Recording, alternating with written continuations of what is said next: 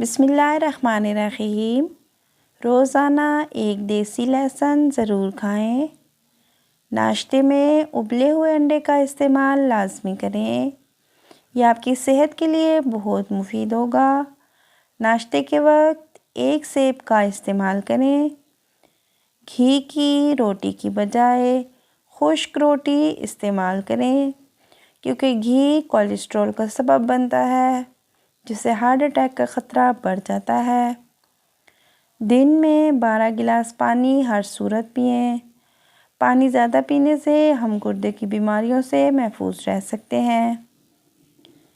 एक दिन छोड़कर तुख्म मलंगा या इसबगोल का छिलका इस्तेमाल करें।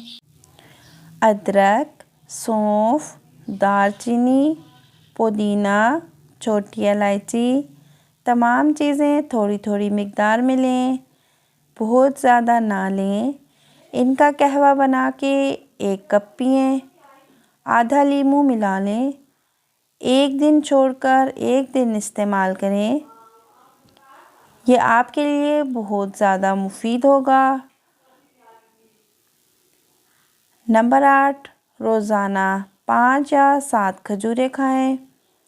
खजूर खाने से हमें बहुत ज़्यादा ताकत मिलती है और खजूर खाने के बेपनाह फ़वाइद हैं। सुबह के वक्त भिगो के रखे हुए बादाम छीलकर खाएं।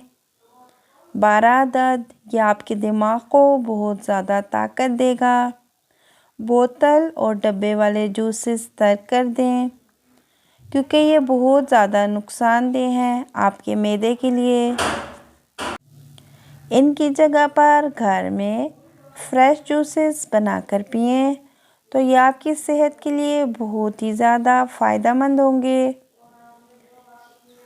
रोज़ाना अपने हाथ की हथेलियों और पाँव के तलवों पर तेल लगाकर सोएं। नाक में 3 कतरे तेल के डालें।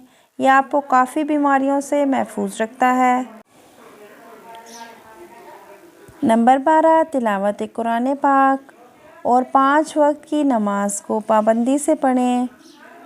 और जो भी थोड़ा सा वक्त आपको मिले तो आप अपने अल्लाह का ज़िक्र करें। इससे आपके दिल को सुकून मिलेगा।